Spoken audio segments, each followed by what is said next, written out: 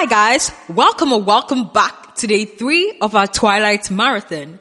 If you missed my reactions to part 1 and 2, that is Twilight and the Twilight Saga New Moon, it is linked in the description box. Today, we are watching and reacting to part 3, that is Twilight Eclipse. Let's get into it.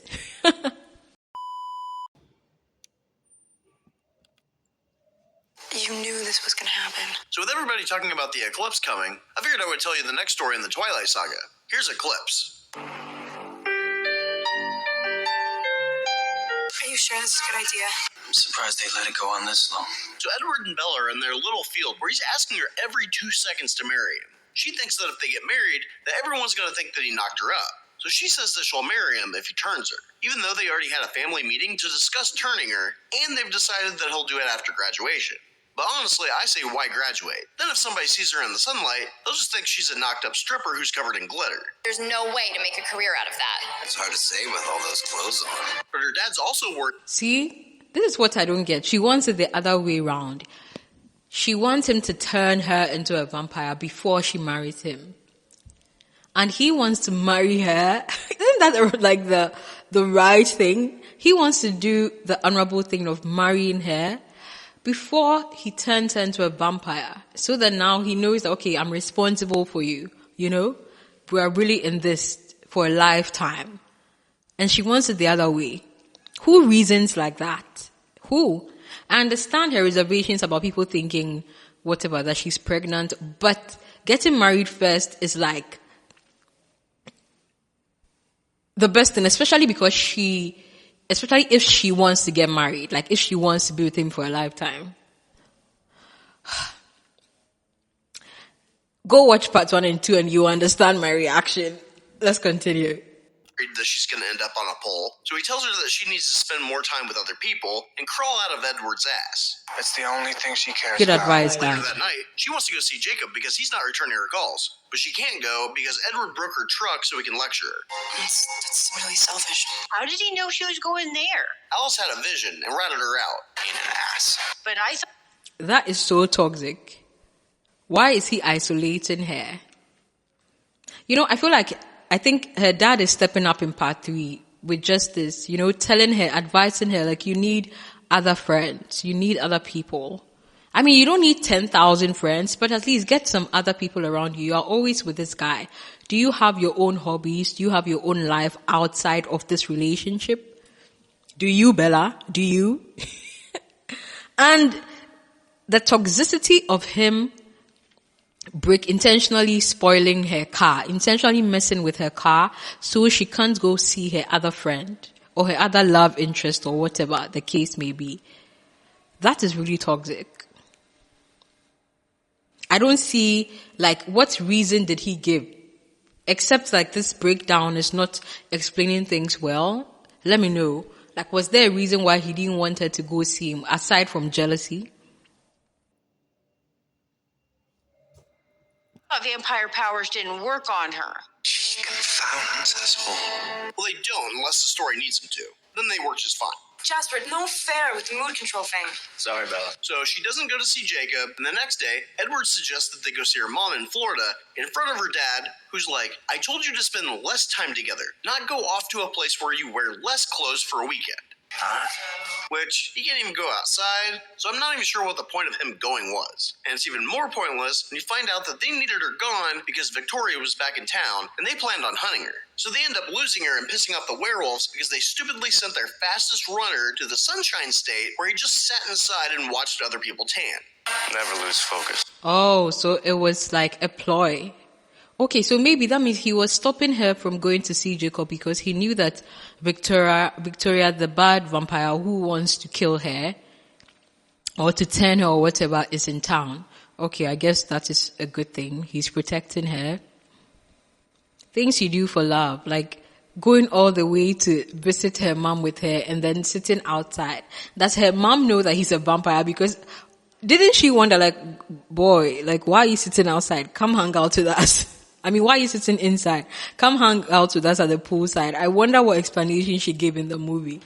If her mom does not know that he's a vampire, that is. Strange. How do you explain to your parents that your boyfriend is a vampire? Ha! May this sort of love never find me. On Monday, Jacob's waiting outside the school to warn Edward that they need to stay off their land. Somehow also says that they let Victoria get away so they could flex nuts on Emmett, who they knew only went on their land to get her. Then Bella skips school to go hang out with Jacob, who doesn't even want to talk to her. Shut up, bitch. But when they get to the reservation, a bunch of shirtless boys tell her that he's been obsessing Oh, over her. these There's boys. apparently wolf telepathy, so the whole pack knows that she's the only thing in his spank bank. See, one thing I don't like about Bella is that she's really like manipulative. I don't like the way she keeps leading Jacob on. Look at how happy she looks to find out that she's the only one on Jacob's mind. Look at how happy she looks when she's in a relationship with a whole other person, a whole other vampire, Edward. Huh?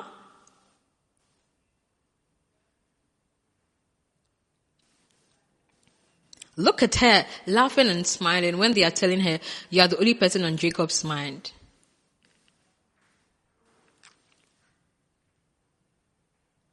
And I still don't understand the character development of Jacob. When did he become a werewolf? Why did he become a werewolf? When did he start hanging out with these guys? Because in part 1, we didn't see him with any of these guys. We didn't really see him in terms of like the werewolf thing. So I still do not understand how he became a werewolf. If you know, please let me know in the comments. Because the movie recap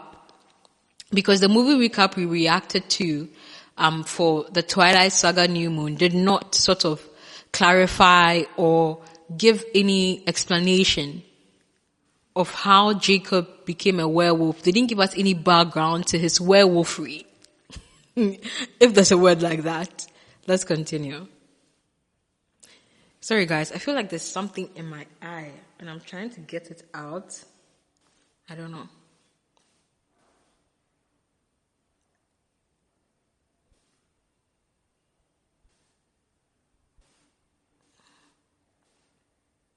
This eye still hurts. Okay, whatever. Let's get back to it.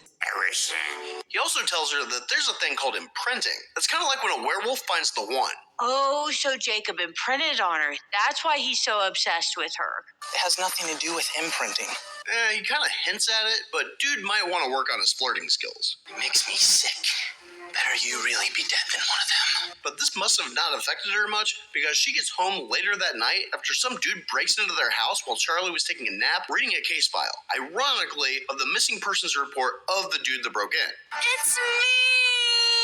See, a year ago, that dude was leaving a bar when he was attacked in the middle of the street. His drunk ass tried to figure out who hit him, but when he was thrown across the street by his throat, he thought it might be a better idea to run for help. But when he got tripped, he gave up on going to safety and stupidly ran down a dark alley instead. And then when he got to the docks, he apparently forgot how to turn and was attacked again. This time he got his hand bit, so he just gave up on living and laid down screaming like a little bitch. Yeah, but isn't vampire venom supposed to hurt? Well, when Bella got bitten by James, it seemed more like she was having an orgasm, and she was pretty quiet considering that she had several cuts and a broken leg. Badass. It would be one tough little newborn. So this dude, big baby. Definitely won't make my list of top 10 favorite evenings. But now it seems that he's just another vampire who likes to sneak into teenage girls' bedrooms. It's very common. The continuity of the movie is not consistent, you know. Like there's something called continuity when you're filming movies, and like for example, Bella's reaction, except the kind of vampire that bit him was different. Bella's reaction to the vampire's bite was way different than this guy's reaction to a vampire's bite. They should have made it more consistent. They should have had somewhat the same sort of reaction. It's just like when you watch Dracula or all these other vampire movies, once a vampire is exposed to the sun, you know, you see them actually burning and then vanishing. You get me? There are some movies, vampire movies, that every vampire that dies, like turns into ashes or something. It should be consistent. So I agree with what the narrator is saying. The continuity in this movie in terms of vampires turning people is not consistent. Yeah. You can Google it. Well, Edward shows up because he was worried, but smells that there was somebody in their house. So he takes Bella to his house after Charlie was just pissed off that she got home so late. They know that they have to protect Bella and Charlie, but they can't hunt Victoria and stalk the Swan family at the same time. So they ask Jacob and the wolves to watch her house. Who is the Swan Aren't there family? like 7 Collins? Couldn't Alice just have a vision the next time she's around and have Edward chase her this time? Then they could stalk Bella and her dad all they wanted. Shut up. If they don't pawn off the security detail to the guard dogs, they won't have time to eat. Plus, it gives Jacob the opportunity to have the elders tell her what a piece of shit the vampires were to them and why they hate each other. See, some werewolves saw that a vampire killed some of their people, so they killed him. And then his girlfriend came for revenge, started killing the tribe. No, you're not thinking clearly. Don't do that. Their chief was the only werewolf, so he attacked her. But not right away. He let a bunch of his people die, and then he went after her after he saw his son was dead. But then when he went after her, she was about to kill him, so his third wife stabbed herself in the stomach, so the vampire would get distracted by the smell of her blood, because apparently the vampire didn't cut anybody when she killed him. But somehow that worked, and she went for the third wife, and she died. Why did she stab herself in the stomach if she just needed a little bit of blood? Look, it was an emergency situation. She didn't have time to think. But she did figure that the good vampire question. lady would be super hungry, considering she hadn't fed on any of the people she was killing. I can never stop once I've started. Right? But every time there's new werewolves, the elders tell the story about how Taha Aki's third wife saved the tribe. She saves the tribe. What was her name? I don't remember. That's not a good start, but keep going. But anyway, that's why the tribe hate vampires. So the 2 vampires that actually did something wrong are both dead, but they still hate all the vampires. Yes, Lori, that's how racism works. That's what Jesse Jackson was talking about. Cullens didn't do shit to the tribe, but the tribe still hates them because something happened to their friend 200 years ago, and they just keep telling future generations that their kind suck. Pun intended. Did you get that joke? It's really funny. But in other wackadoo logic, the Cullens think that a string of murders in Seattle is the Honestly, that's really deep. That's really deep. You know, like holding on to grudges. Have you ever stopped talking to someone? Like you just stopped talking to someone and then you just know, okay, I don't like this person. And then somebody asks you, oh, what happened? Why didn't you talk to the person? And it's like you can't even bring out a reason. It's like you've totally forgotten why you're even angry at the person. It's like you can't even remember why you guys are not friends or don't talk anymore or something like that. You know, that weird thing. And then there's this other side where it's like people have handed down grudge. They've handed down hatred and revenge on their enemies from generation to generation. And so the current generation even fighting that battle does not necessarily understand why they are fighting the battle, but it's like, okay, we were born into this war, you know, we're born into this enemy lines. And so we need to be consistent with it and also carry on and hand it over to our children's children to keep fighting a battle that we know nothing about. We weren't there to witness. We might not even have like a real reason to hate these people, but it's like the hatred, the grudge has been handed down. What he's saying is really deep. That is how discrimination starts. That's how racism is. It's like you're fighting somebody else's battle and you don't even know why. You don't even know why you are fighting the battle. You don't know why. But you've been put in the war lines to die. Volturi building an Very army deep. to attack the Cullens because Arrow wants Alice and Edward to join him. But they know that they won't if their family's still alive. Maybe he was wrong. But their mental gymnastics aren't too far off because we learn that it's Victoria that's having the missing guy Riley build an army so she can distract the Cullens so she can kill Bella. But the Volturi just happen to find out about this and are like, let's see how this plays out. Even though these newborns are making the news with all their murders, and the Volturi's sole job is to make sure vampires keep a low profile. What did I say about a low profile? Jacob, on the other hand, is being very blunt about it. Okay, so now there are 3 vampire families in this movie, right? That is Jacob's family, the Collins or whatever, the Volturians or whatever they're called, and Victoria's Park, the army Victoria is, you know, trying to build. Like, because Victoria is already like the bad vampire. We've established that. I just don't know about the Voltarians. I know they are supposed to keep vampires from being detected or whatever, but they also seem like bad people from part 2, at least what we saw in part 2. So what exactly is their role? Like, what exactly are they doing? Like, if you know, let me know in the comments. I need an explanation on what these Voltarians or whatever their name is, are. What purpose do they actually serve? You know, are they bad or good? Like, do they serve a bigger purpose in all this? Because to me, they're also bad vampires, at least from what we saw them do in part 2, wanting to kill Alyssa and Edward and Bella.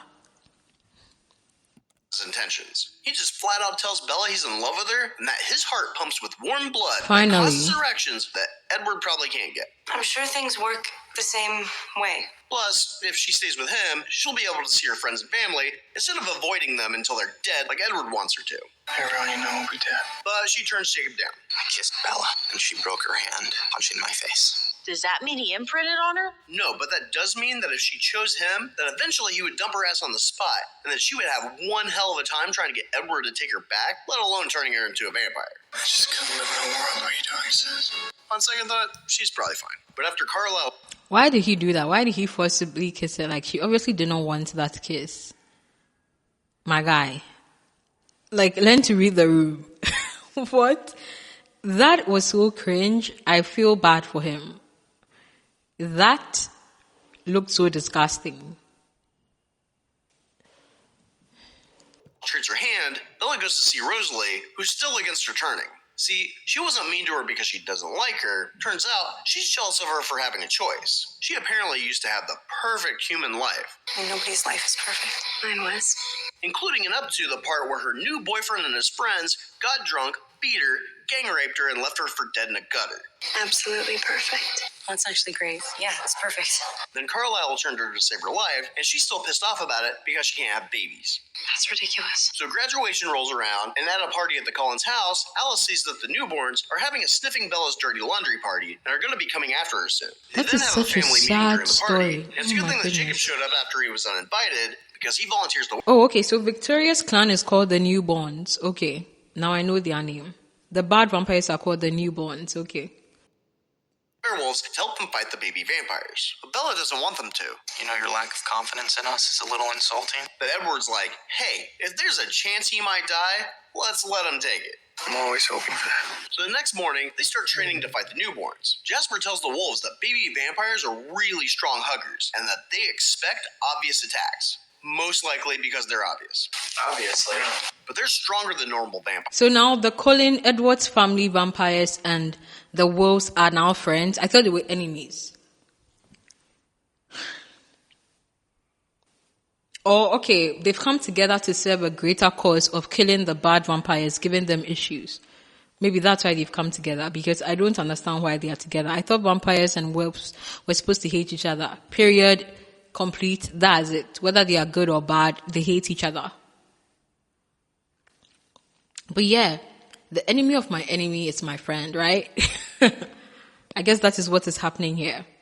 Because they still have human blood in their veins. So they're like crackhead vampires. Why'd you become a vampire? Why can't it be normal? And Jasper knows this because he stupidly stopped to talk to 3 women in the middle of the night in the middle of the desert. The woman who turned him put him in charge of her newborn army because of his military background, and his mood control helped them focus while they were training. And somehow after learning this, Bella has a dream that Victoria's behind this newborn army, so everyone accepts this as fact, and now they have to figure out a plan to keep her safe instead of being bait. Something I noticed about fishing, it never works out so well for the bait. They want to lure the army to the vampire baseball field, and then have Stinky Jacob carry her somewhere that she and Edward can camp until it's over. And since they have one more night before this all goes down, the Cullen family go out to dinner, leaving the house for Bella to ask Edward to take her V-card. Take it. I don't want it. But he turns her down because he wants to be married first. It's just not normal. Although she did have a compelling argument that I actually like this guy. He's like the traditional guy. He's a traditional guy. Like, he wants to do things like the right way or whatever. You know, the honorable way. Getting married to her first and all that. But she doesn't seem to want that. She's not thinking straight. Of course, he's 109, so he has more wisdom than her, though. I'm sure he's had many relationships in his lifetime. So he knows how things go. He knows himself. He wants that assurance that she's going to stick and stay, once things get tough. And it's more difficult for people to leave when they are married. So, who knows? Maybe it's also a trap he's setting for her. It's like, yeah, you think you want to become a vampire, but once I tell you, you might hate me because you don't want this life anymore. Once you realize what it takes, what it entails. So, to have that assurance that you're never going to leave or hate me, I need to marry you. We need to be married before I do this. Probably would have worked on me. There's a bed. Stop right there. I'm in. But he does propose, and she accepts so she can finally get laid. Finally. Get protein in there. But you said that blood makes boners, so how could they have sex? Look, she's still a virgin, and her mom gave her the sex talk when she was 8. So he might be hoping she forgot about that part. You don't know anything. And who knows, maybe they'll just try it anyway. Kind of like trying to push cooked spaghetti through a keyhole. I heard it sucks. Bad. So the next morning, they make a trail leading to the baseball field, and Jacob carries her to a mountain while the newborns walk underwater to get from Seattle to Forks. Sure, there are faster ways, but okay. But this is probably why it takes them a day longer to get there as well. That and the storm that hits. It's super cold, so Jacob has to snuggle up on Bella in front of Edward. They walked underwater. Aren't these people vampires? Like, can't they just fly and appear where they are supposed to be? Or there are different types of vampires? Obviously there are, but okay. And why? Oh, I get why Jacob is the one to keep her warm, because Edward as a vampire is naturally cold. I remember in part 1 she touched him and he was very cold, right? Okay.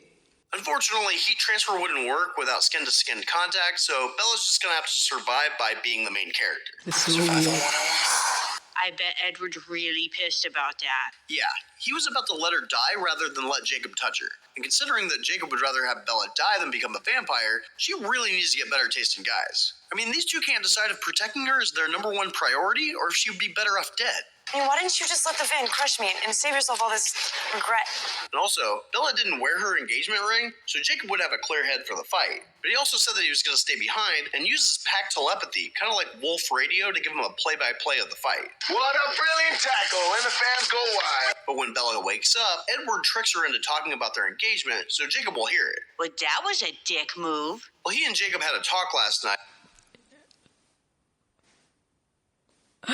Edward is really wise beyond his years, and it makes him manipulative and a trickster too. That is so funny that he intentionally tricked her into talking about the engagement so that Jacob would hear it. He's trying to establish his territory, Very funny. About who she's going to choose, and since Edward's starting to like Jacob, he thought he should hear it from her that he proposed, even though she said she was going to say something after the fight. She'll be glad she doesn't have to deal with you anymore. But Jacob finds out and takes off. She chases after him, and he says that her choice might be easier if he gets... I don't understand Bella. Girl, just make your choice and stick with it. Why do you have to, comfort Jacob, keep running after him, keep trying to go talk to him when he doesn't want to talk to you? You said you're in love with Edward. You want to be with him forever. Just be confident in your decision and stay there. You don't owe Jacob an explanation just because Jacob likes you. You really don't. You really don't. And I need girls to stop doing this. You don't owe some guy an explanation because he likes you and you don't like him back. Just be confident in your choice. You don't want to be with him. You want to be with someone else. If he's heartbroken, that's his problem. Lord. Ill. So she tells him to kiss her. Hasn't even been engaged for 2 whole days and is already kissing another guy. This is the 21st century. But he still wants to go kill something, so he takes off. But at least he's not suicidal anymore. Super.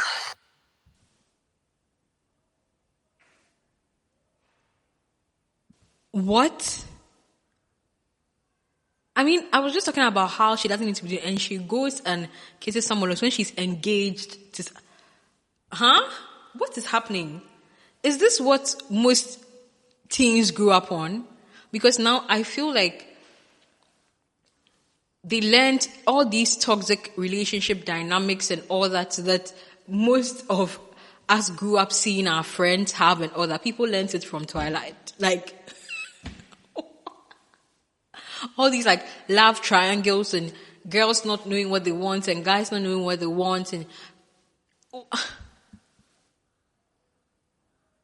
did Edward see that? And is he going to accept that? Because she's in a relationship with Edward. This is just travesty. Like, this is weird. What is this girl? Who is she? Who trained her? Who raised her? It's like, I feel like it's like she's with Edward. She thinks she wants to be with him for the rest of her life, but it's like she also wants to try, like, you know, she has those what ifs in her mind. It's like she also wants to kind of explore, like leave some space to explore what may happen with Jacob, you know? Which means that she's not really sure that she likes Edward, at least to me.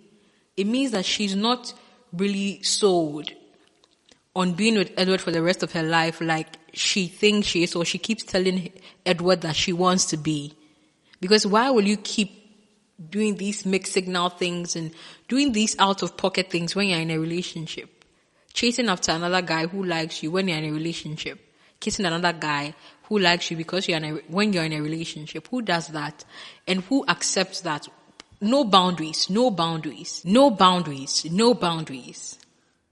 Her boundaries are misplaced. Or she literally does not even have boundaries. Let me say, she does not have boundaries. As someone in a relationship, He gets to the baseball field right as the newborns show up, and they start to fight. It's time, it's time, it's time. Now, the baby vampires may be stronger, but apparently they have porcelain heads that break off real easy. Victoria also showed up without Alice, who was specifically tracking her, knowing that she was even on her way. I can't see past you and your pack of mutts. But she sees that Bella isn't there, and she and Riley track Edward's scent to the mountain. Wait a minute.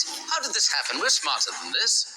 Apparently not. They try to tell Riley that he's being used, but he doesn't buy it and attacks. Then this werewolf Seth bites his hand off, and he just lays there screaming like a little bitch again, so Victoria starts to run. But Edward tells her that she won't get this close to killing Bella again, so they fight. But Riley sees that she's getting beat up, so he knocks Seth out and jumps in. Victoria's about to rip Edward's head off, but Bella remembers the third wife story and cuts herself safely on the arm. Not like that moron the elders told her about. So Edward gets free, and Seth drags Riley into a bush. Then Edward bites Victoria's neck, and her head falls off. But there's no time to celebrate. They have to set this bitch on fire and get to the fight because apparently the Volturi are on the way. And when they get there, they see that nobody on their side was even remotely injured. Oh, is that because Jasper used his mood control? No, he forgot he could do that. My apologies, ma'am. It seems that all of them are badasses. We were lucky.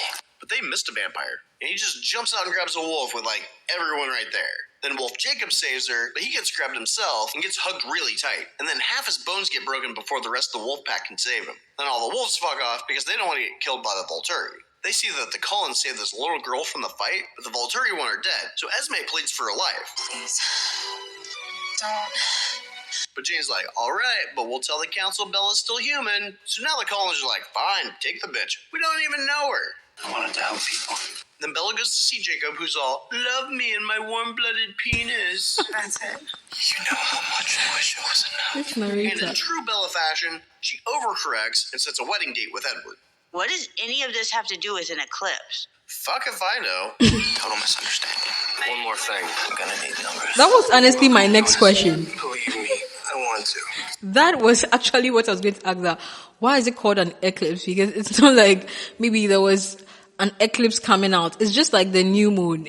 It wasn't like, you know, like there was some new moon. You know, like in most vampire movies, when there's a new moon, vampires go out or something to get stronger, or when there's a blood moon, something. You know, when you watch like these vampire movies, the titles, I think they were just looking for things that are in relation to vampires. Guys, what are your thoughts in the comments? What do you think of this? I think I would give this a 6 out of 10. Bella was just annoying me. I think in this part 3, Bella annoyed me more than the guys because of her mixed signals and just her no boundary sort of life. And yeah, I think she annoyed me more than anybody, if anything. And also, I still don't know what the role of the Volitarians is. It's like they just appeared after the fight and they were like, okay, none of our people were killed. I don't understand that. If you understand it, let me know what exactly they were talking about in the comments, because I feel like they weren't there for the fight. So what are they talking about? Like, I really don't know. And what was the part about saving the girl and then the Volitarians wanting to kill her? I didn't get that part. Guys, yeah, so my final rate is, I'll give it a 6 out of 10. A 6 out of 10, yeah. Will I go watch the full movie? No. Who has time for that? This is just enough for me. You guys would tell me in the comments what really happened. I hope you enjoyed this watch party. Since you did enjoy this watch party, please remember to please like the video, guys, and let's push this video in the algorithm, help a girl out. And don't forget to subscribe! Bye, guys.